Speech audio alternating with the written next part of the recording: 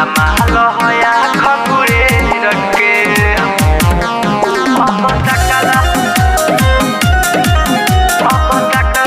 पोता कतिया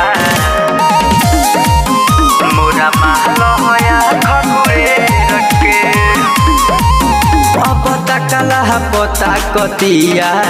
मोरा महलो होया खकुरे रखे मोरा महलो होया खकुरे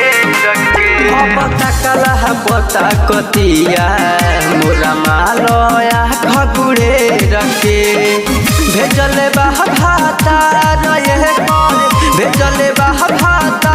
रहे कर नावा का बारा क्यों खपे रखे पोता कतिया मोरा महलो होया खकुरे रखे पोता कतिया मोरा महलो होया खकुरे रखे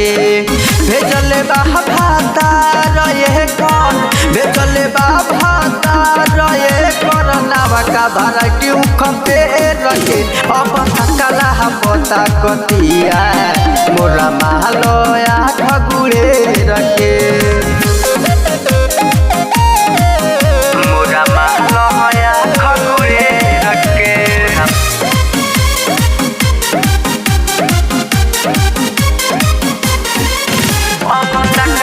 पोता कतिया मोरा महलो होया खकुरे रखे शादी से पहले कहत रहे जियब कैसे राजा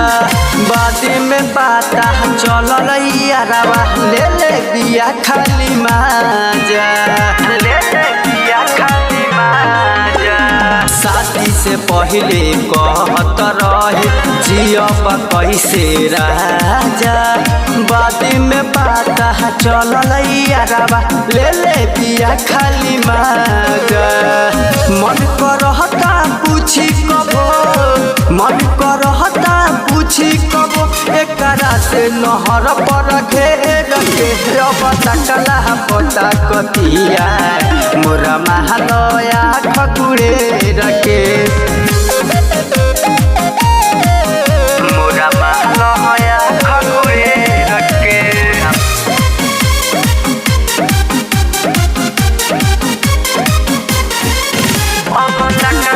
पोता कतिया मोरा महलो होया खकुरे रखे ठीके त बतिया कहत रहले लाले बचन ठिकादार हो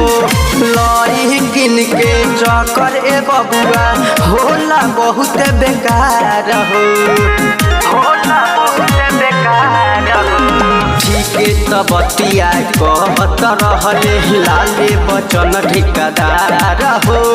लही किन के चकर यारवा होला बहुत बेकार हो आशिक भी मनु कहे आशिक भी मनु कहे अब गिर छोड़े मकेला पे रखे पोता कतिया मोरा महलो होया खकुरे